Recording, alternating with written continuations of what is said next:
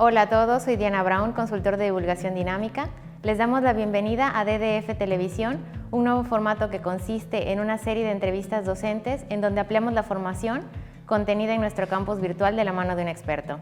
En esta ocasión vamos a adentrarnos en el curso Método Montessori y para eso tenemos con nosotros a Concepción Lara Pérez, quien es pedagoga y guía Montessori y que actualmente es coordinadora pedagógica en Educo Montessori International School. Bienvenida, Concepción. Hola, gracias, ¿qué tal?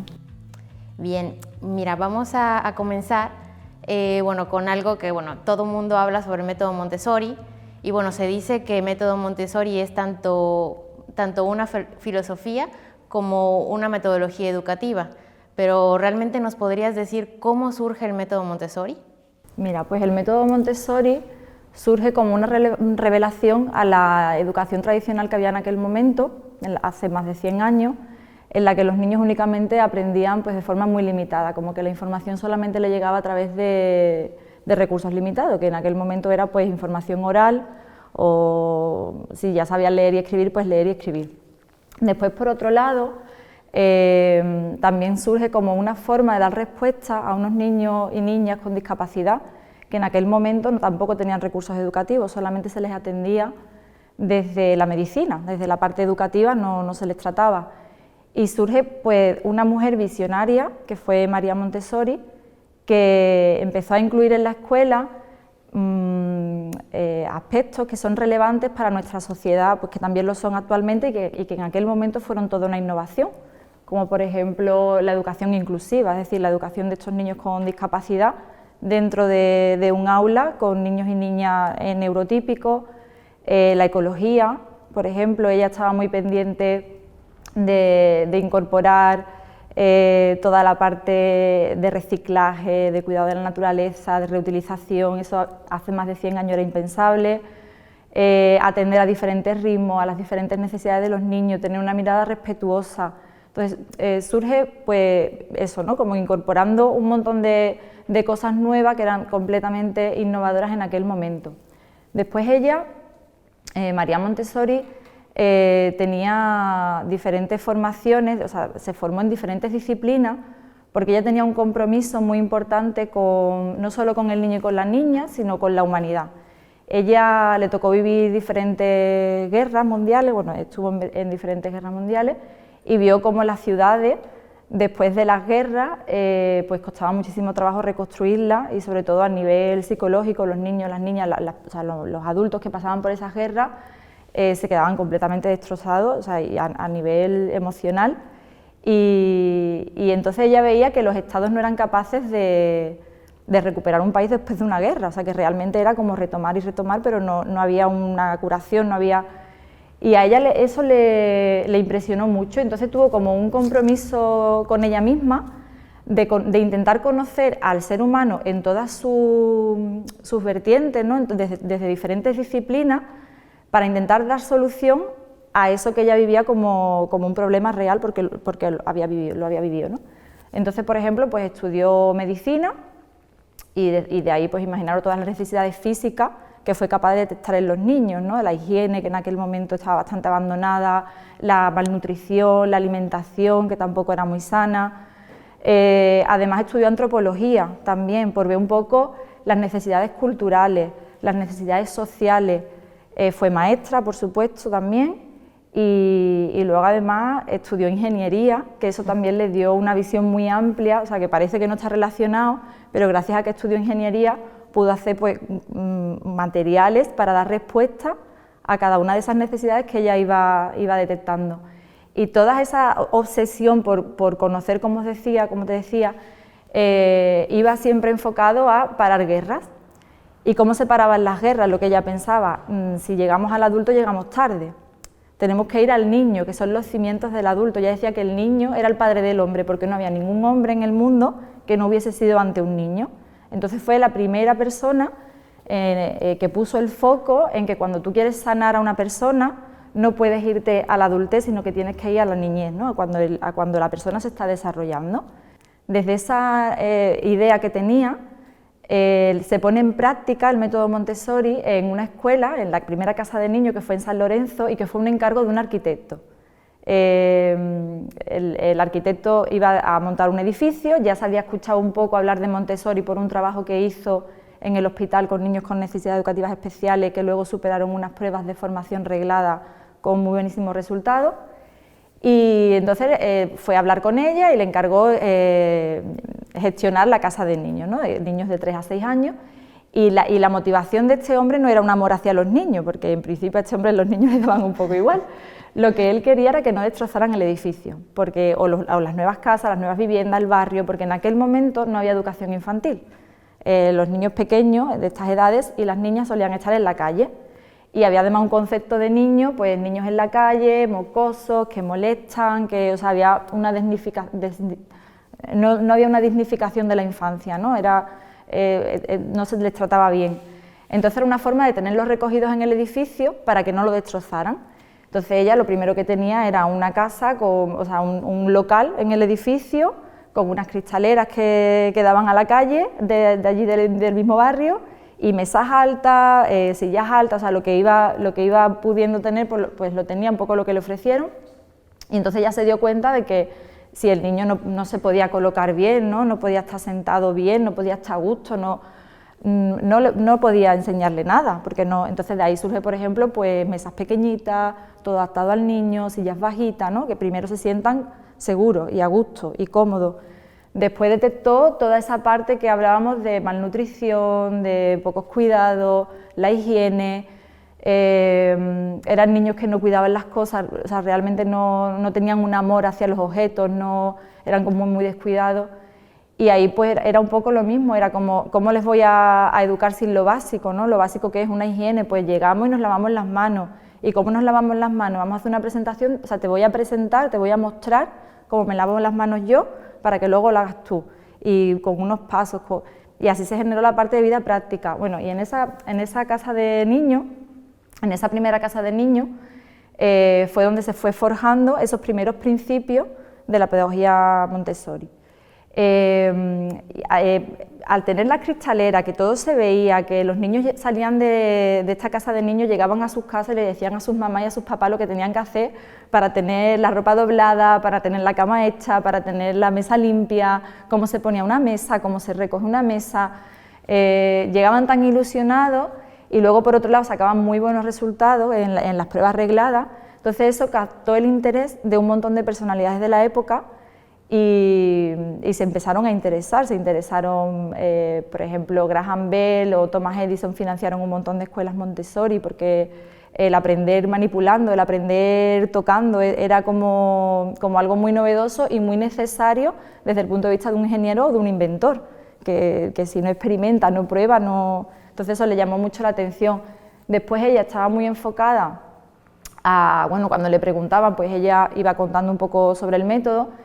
Y al final, con esa curiosidad que se despertaba, la demandaban mucho y empezó a hacer formación del profesorado, ¿no? Entonces tuvo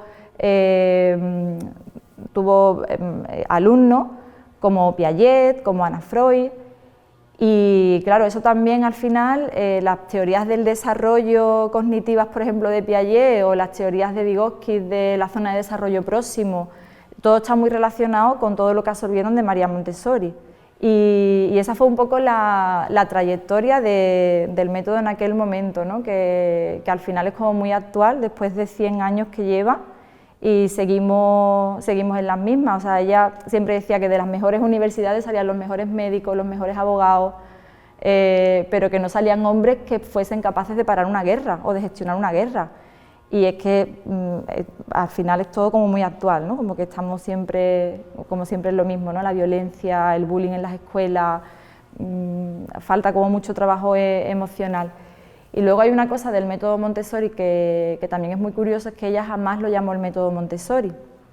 Ella lo llamó el método de la pedagogía científica, porque estaba basado en observaciones que ella hacía en esa casa de niños, observaba por qué se interesaban los niños, las cualidades, cómo aprendían, cómo se relacionaban entre ellos, qué necesitaban.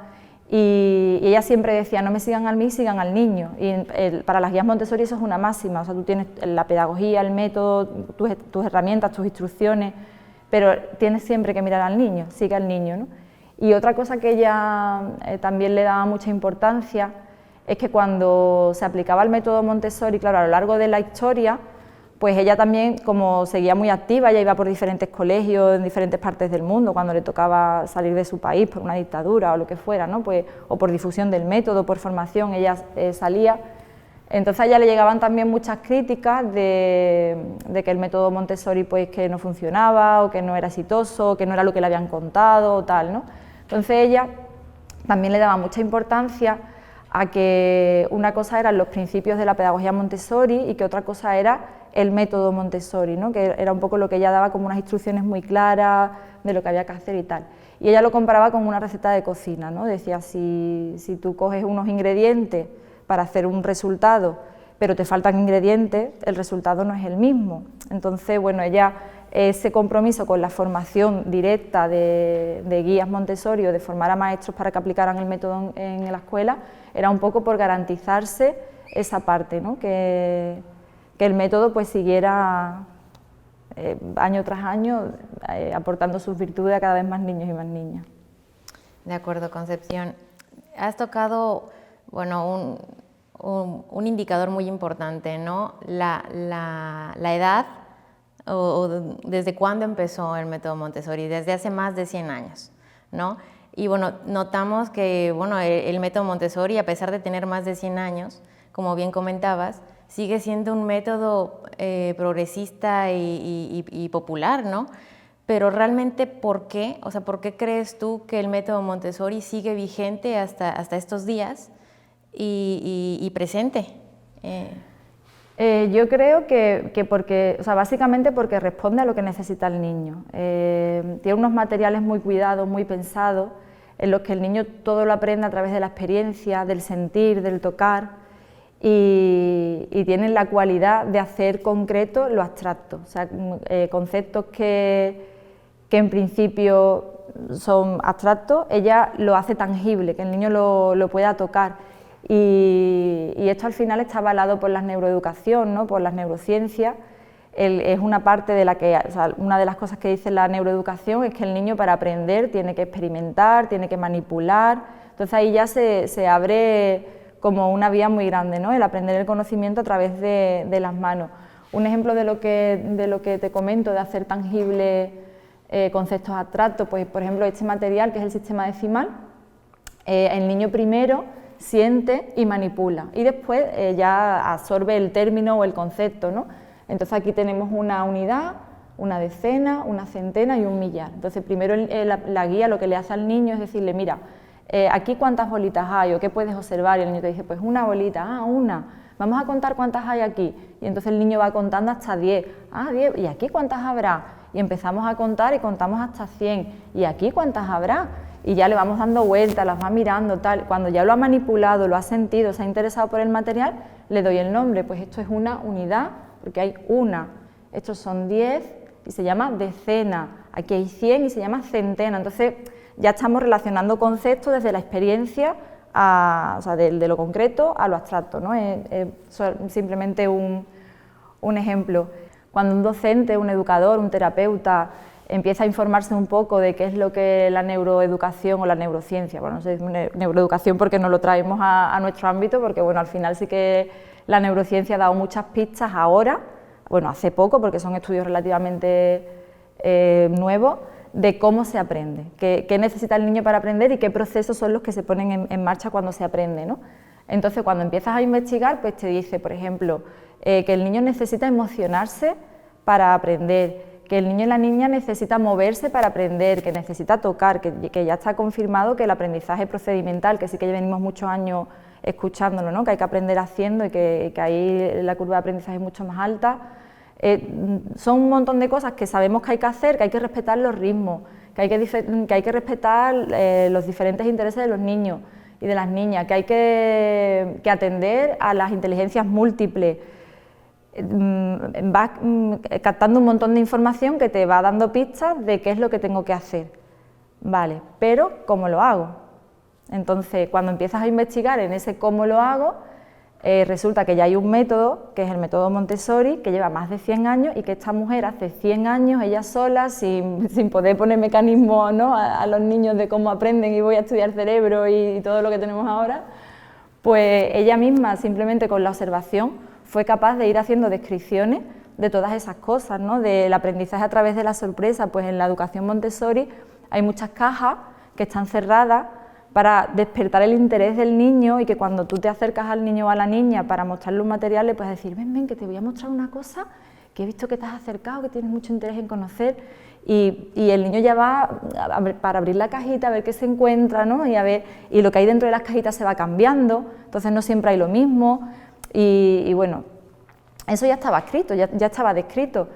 Entonces muchos profesionales hemos retomado el método Montessori como una necesidad, porque nos han dicho cómo tenemos que hacer las cosas para hacerlas bien, pero no nos han dicho, o sea, nos han dicho qué tenemos que hacer para que el niño aprenda bien, pero no nos han dicho cómo. Entonces, cuando empiezas a buscar el cómo, porque o sea, imagínate un aula sin instrucciones en la que los niños están trabajando con cristales, con material real, con agua, o sea, se tienen que mover, niños diferentes, con diferentes talentos, ¿cómo lo hacen?, ¿no? Es que parece completamente imposible.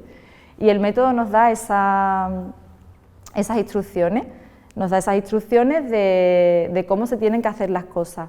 El método Montessori te dice qué materiales tienes que tener en el aula, te dice cómo tienes que presentar los materiales, te dice los pasos, o sea, cómo te mueves con el niño, qué va primero, qué va después. Dentro de un material que esté planificado en una bandeja, pues te dice los movimientos que tienes que hacer para que luego el niño te imite, te dice qué objetivos didácticos hay detrás de cada material, el orden de los materiales a nivel de complejidad, cuál es más sencillo, cuál es el siguiente, qué tienes que observar para poderle ofrecer el siguiente material, qué cualidades, qué cosas tiene que tener el niño integrado o la niña integrada para poder dar el siguiente paso. Todas esas cosas te las dice el método Montessori. Y claro, mucha gente nos hemos agarrado a, bueno, si se pueden hacer bien las cosas, esto porque no se hace, o sea, porque no se hace en todas las escuelas, si se hace en educación especial, porque en educación especial el que los niños y las niñas aprendan a través de las manos es básico, porque hay niños que no tienen todavía muy buena coordinación oculomanual, entonces la escritura llega más tarde. Hay niños con diferentes necesidades físicas, y en la educación especial, por ejemplo, hay una metodología para niños con autismo, que es la metodología TEACH, en la que al final el material está organizado por bandejas, tienen un principio, tienen un fin, hay un control del error, es muy parecido a Montessori, que tampoco es una casualidad. Entonces, la visión de los docentes, como porque, bueno, los que hemos seguido rescatando el método, ¿no?, y es como por qué los niños neurotípicos que no tienen ninguna dificultad no aprenden también a través de las manos. María Montessori tiene una explicación, bueno, ha escrito más de 24 libros y argumenta muy bien las cosas, y para ella las manos eran la puerta de entrada al cerebro, era como una puerta de entrada directa del conocimiento, ¿no? Es la sensación, el tocar, para los niños es fundamental. Entonces, otro de los motivos por los que se rescata el método Montessori en diferentes lugares es porque en otras partes del mundo se ha seguido haciendo. Ha habido una continuidad de las escuelas Montessori que no se han visto interrumpidas en ningún momento. Hay colegios públicos y privados que han hecho Montessori en diferentes contextos, y hay una tradición de personas que han estudiado con el método Montessori y que están contentas, que están bien, que hay resultados, hay investigaciones y tal.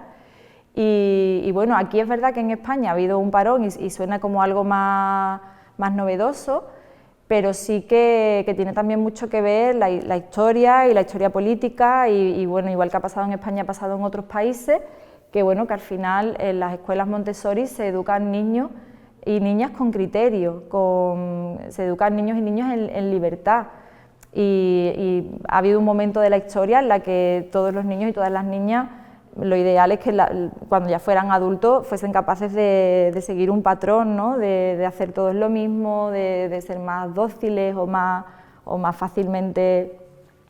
Entonces, bueno, pues las escuelas libres o una escuela en la que un niño salga con un criterio no era muy bienvenida, entonces hubo muchísima persecución de lo que era la escuela nueva o cualquier pedagogía que sea diferente a un sistema más tradicional o más diferente, ¿no? Más autoritario. Y por eso hubo ese parón que ahora pues está volviendo porque la educación porque la neuroeducación valida todos esos aprendizajes.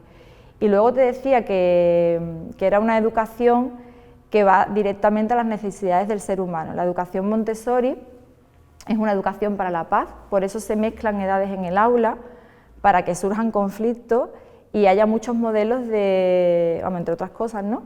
Al mezclar edades en el aula, María Montessori lo que hacía era llevarse la sociedad dentro del aula, ¿no? Cuando nosotros estamos en el trabajo, todos los compañeros de trabajo no tienen la misma edad, o sea, no es una muestra real de la sociedad que en un aula todos los niños tengan la misma edad. Cuando salimos, nuestros primos, si jugamos con primos, tienen diferente edad, si vamos al parque, los niños y niñas tienen diferentes edades, o sea, no hay otro contexto social en el que los niños se relacionen únicamente con los niños y con las niñas de su edad. Entonces, en un aula Montessori surgen conflictos y se les entrena desde la educación emocional o desde la disciplina positiva a que resuelvan sus conflictos con palabras, a que sean capaces de poner palabras a lo que sienten y que puedan buscar una solución conjunta, que lleguen a acuerdos, y se trabaja en comunidad, o sea, todos tenemos diferentes edades y los mayores pueden ayudar a los pequeños, los mayores tienen además que desarrollar mucha paciencia y mucha tolerancia hacia los pequeños.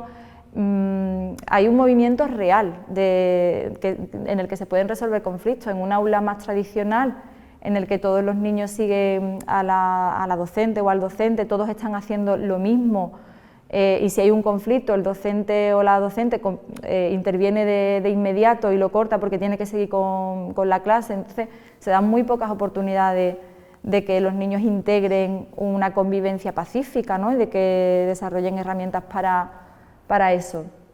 Y bueno, y sobre todo orientado a lo que hablábamos antes de que al final sean niños y niñas que no inicien una guerra, o sea, que sean adultos pacíficos y que sepan hablar y que sepan con buenos modelos, ¿no?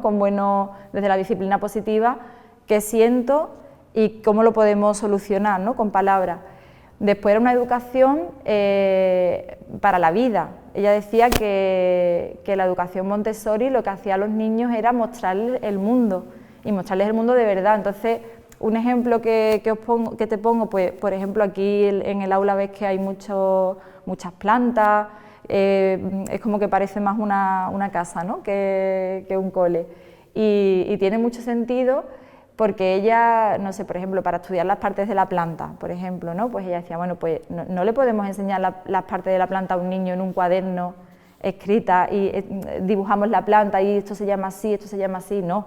Vámonos al campo, vámonos al jardín, vamos a coger una planta, la vamos a observar o vamos a salir con las lupas, vamos a ver qué necesita, cómo se comporta, cuándo la riego, cuándo no la riego, vamos a observar y a partir de la sensación y a partir de lo que el niño observa, vamos a empezar a despertar la curiosidad y cómo se llama esto y cómo crees y tú cómo crees que se llama, y a partir de ahí vamos a ver los nombres de la planta, pero vamos a hacerlo real, vamos a ir de lo real a luego ya al papel, pero vamos a partir de la vida. En el ambiente Montessori se suelen meter muchos objetos de decoración de diferentes partes del mundo, también por despertar esa curiosidad del niño, de esto de dónde viene o hacia dónde va. Y bueno, un poco, sobre todo también la parte de la educación cósmica, que también da mucha respuesta a necesidades actuales y necesidades del desarrollo que ya voy, que también hacen que la pedagogía esté vigente, y es esa sensación de que partimos de un todo, o sea, que todos formamos parte de algo. Y entonces el sentirnos partes del todo, la educación cósmica, holística, de que todos venimos del universo, de que todos tenemos en nuestro cuerpo la tabla periódica, ¿no? O sea, que tenemos minerales que están también en la naturaleza. Esta visión cósmica, te pongo un ejemplo, en el aula, por ejemplo, tradicional, en educación infantil, se empieza a lo mejor el entorno por el barrio. Yo vivo en tal sitio, en tal barrio, que está en tal ciudad, que está en tal pueblo y que está en tal país y en tal continente, ¿no? Y nos vamos acercando desde mi persona, yo voy ampliando. Y en la educación Montessori es al contrario, o sea, todos formamos parte del universo, todos, nuestro planeta Tierra está en el sistema solar y hay más planetas y vamos del universo acercándonos, ¿no? Entonces, primero le mostramos el globo terráqueo si lo partimos y lo abrimos es el planiferio, y el primer mapa que toca un niño aquí en Casa de Niños es el planiferio, no es el mapa de España. Primero aprende que todos formamos parte de algo. Entonces son respuestas a necesidades que son muy actuales. Bueno, rescatando un poco esto último que acabas de decir, mostrar al mundo, ¿no? Que un niño quiere siempre conocer el mundo, ¿no? ¿De qué manera, o coméntanos un poquito para entender mejor cuáles son los cimientos del método Montessori, los principios? Entonces, cuéntanos cuáles son los principios y cómo realmente podemos observarlos día a día. Mira, pues, por ejemplo, antes hablábamos de la dignificación de la infancia, ¿no? Pues es uno de los primeros principios que ella pudo observar y que nosotros practicamos en nuestro día a día y que además es muy fácil de aplicar en cualquier contexto. Y era esa visión que ella tenía de que los niños no estaban a la altura en el trato de cómo tratábamos a las demás personas, era como que no se merecían el mismo respeto que en aquel momento. Además hablamos de escuelas en las que se castigaba físicamente a los niños, ¿no? O sea, estamos hablando también de otra época.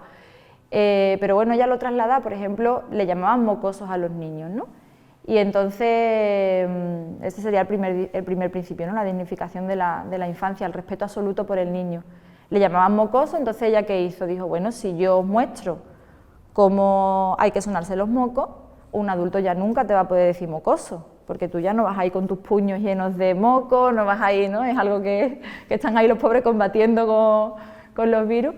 Entonces, bueno, pues en el aula Montessori hay un material preparado para mostrarle cómo sonarse los mocos, y es una de las primeras presentaciones que se hace a los niños cuando llegan, para que ellos mismos sean capaces de mantener su cara limpia, entonces tienen sus tisús con un pañuelito, con un espejito, se miran, le vamos mostrando los movimientos que tienen que hacer, siempre aprovechando la parte de la motricidad, ¿no? Siempre aprovechando pues la primera pinza, y que lo tienen que tirar, que luego tienen que lavarse sus manos, y es como la primera presentación, ¿no? Además es como muy importante, soplamos el pañuelo para que el niño vea cómo se mueve, y ahora lo soplo con la nariz para que el niño vea cómo se mueve el pañuelo, y como que le despierta mucho interés, ¿no?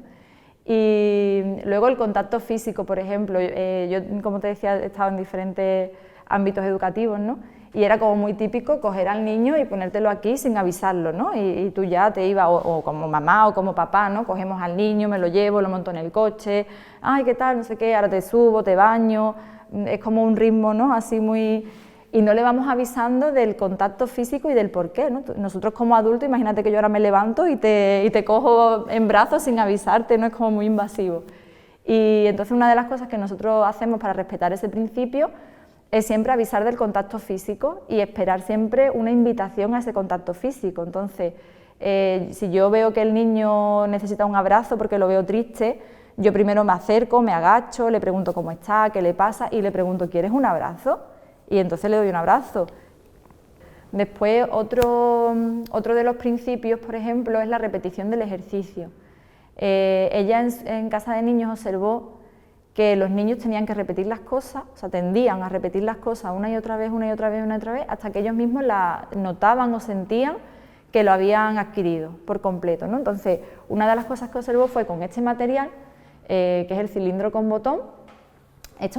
Hay 4 cilindros y, aunque parecen todos iguales así a primera vista, bueno, pues son completamente diferentes, ¿no? Unos de otros, van trabajando diferentes conceptos. Luego más adelante pues se trabaja el vocabulario, cuando son pequeñitos sirve para el trabajo de la pinza, ¿vale? Para la coordinación oculomanual, para, bueno, emparejamiento, la verdad que es un material súper completo, pero atrapa a los niños, o sea, los niños se quedan embelesados porque además como tiene el control del error, que si te equivocas se ve completamente que no está encajado como te lo han presentado, pues ella observó a una niña súper concentrada, hizo este material, o sea, con los 4, colocándose los 4, los hizo 45 veces seguidas. Entonces ella observaba y decía, no lo puedo creer, que sigue y sigue y sigue, ¿no? Y entonces ella, para comprobar su hipótesis de que eso era una necesidad del niño, porque la venía observando en diferentes ocasiones, pues dijo, bueno, pues me voy a llevar este grupo de niños aquí a hacer ruido, o sea, como que fue haciendo movimientos y la niña estaba súper concentrada, y cuando ya por fin terminó de colocar todas las piezas, de hacer todas sus repeticiones, pues la niña fue como, ¡ay! Lo logré. Respiración, alegría, satisfacción, ¿no? Y entonces ella se lo anotó como, vale, voy a investigar esta hipótesis, ¿no? Voy a ver si es verdad. Y empezó a observar lo mismo en muchas situaciones, en muchos aprendizajes diferentes, hasta que ya nos lo trajimos como un principio. Y nosotros, ¿cómo lo vemos, por ejemplo, ese principio en el aula? Pues cuando hacemos la presentación de lavarse las manos. Es un ejemplo muy claro. El niño empieza a lavarse las manos, nosotros hacemos la presentación, él la repite, pero primero se queda atrapado, por ejemplo, con la espuma de lavarse las manos, del jabón, ¿no? Y repite la espuma, y repite, y repite. O si estamos en casa y hacemos memoria de cómo le hemos enseñado a un niño o a una niña, cómo se lo hemos mostrado a lavarse las manos, primero es el jabón, y el jabón, y el jabón, y estás al lado, venga, ya. Y ese es el momento hasta que pasa ya a enjuagarse las manos, ¿no? Luego, cuando están enjuagándose las manos, empieza la repetición de enjuagarse las manos. Agua. Y el agua, y el agua, y el agua. Ya han dejado como esa primera fase un poquito olvidada del jabón, y ahora repito el agua de forma insaciable, ¿no? Después el secarme las manos. Y ahora repito ir con la toalla para un lado, para otro, y me vuelvo a secar, y otra vez, y tan seca y me la sigo secando. Y esos procesos los van repitiendo todas las veces que ellos necesitan, y nosotros les dejamos que repitan todos esos procesos. Sí que estamos más pendientes un poco del agua, ¿no? De hacerles recordatorio por esto de la educación ecológica, ¿no? También, pero bueno, le damos ese respeto por la repetición de los ejercicios, y llega un momento que el niño lo tiene asimilado y él directamente, sin que nadie le diga nada, hace todo el proceso normal, o sea, se enjabona, se enjuaga y se seca, sin hacer tantas repeticiones. Y en el día a día, pues igual, si el niño coge un material, nosotros cuando le hacemos la presentación del material, una de las frases que le decimos cuando ya termina la presentación y lo recogemos, le decimos, mira, pues ya conoces este material y ya lo puedes hacer tú todas las veces que tú quieras. Y entonces le damos ese mensaje porque sabemos que las primeras veces que lo coja lo va a repetir muchas veces. Entonces él se pone y hace el proceso, él o ella, y hace el proceso muchas veces. Y nosotros le dejamos, o sea, nunca interrumpimos una actividad en acción, porque desde ese principio que María Montessori observó, entendemos que es importante y fundamental para que integre todos los conocimientos que le esté aportando ese material. Después, otro principio es el orden. Todos los materiales tienen un lugar, cada cosa tiene su sitio, y el orden es físico y además es psicológico. O sea, María Montessori observó que los niños tienen, aunque parecen, o sea, si estamos un poco pensando en una familia, niños pequeños, juguetes por medio y tal, ¿no? A través del orden los niños van entrenando la mente matemática. Desde muy pequeño, desde que van gateando, yo sé que tengo que pasar por este sofá y luego paso por la silla y luego paso por la mesa y luego allí está mi madre. Y van ordenando los procesos, van ordenando la mente. Luego, a nivel de orden psicológico también, pues está, porque el niño siente que, o sea, el orden le da calma, ¿no? Es un poco ese concepto, el orden nos da calma. Los niños necesitan que todo esté ordenado y de hecho es más, nos pasa que si hay un material que está fuera de su lugar queriendo, porque nosotros hemos decidido cambiarlo por lo que sea, al día siguiente te lo encuentras en su sitio, porque el niño tiene esa tendencia al orden que lo coge y lo pone en su sitio, porque lo necesita, o sea, necesita que esté todo en orden, y de ahí surgen en educación el tema de las rutinas, ¿no? de que los niños necesitan una rutina para ubicarse en el día y para sentirse seguros, porque ellos no tienen un concepto del tiempo como el que tenemos ya los adultos, entonces ellos aprenden a través de rutinas, y en el aula el orden les dice dónde está lo que necesito. Además, aquí en el ambiente Montessori le dice si está en el sitio que lo necesito, lo puedo usar. Si está en una alfombra o está en una mesa, es que está usándose por otro niño o otra niña, entonces tengo que esperar. O sea, le da claves incluso del movimiento del aula, ¿no? De lo que tiene que hacer para coger o no un material. Después está la libre elección, también como principio. La libre elección, ella lo que observó es que los niños cogían materiales que realmente coincidían con lo que necesitaban aprender. Por ejemplo, si un niño está fortaleciendo las manos, pues a lo mejor se viene a este material y lo elige libremente, pero es que resulta que ese niño a lo mejor tiene la pinza muy blandita y este material le aporta el peso que necesita y es como una coincidencia mágica, ¿no? Ya lo fue observando. Otro principio es la disciplina interior, que ella observó en los niños que eran capaces de ser autodisciplinados.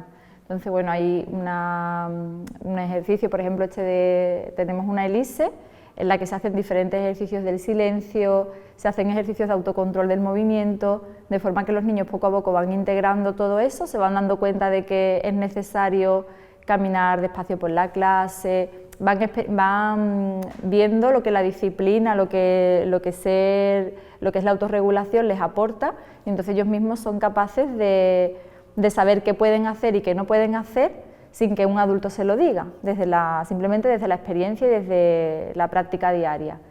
Y luego otro principio también del que se suele hablar, bueno, que también es importante, es el tema de la utilidad de los objetos y el uso de la palabra trabajar en lugar de jugar.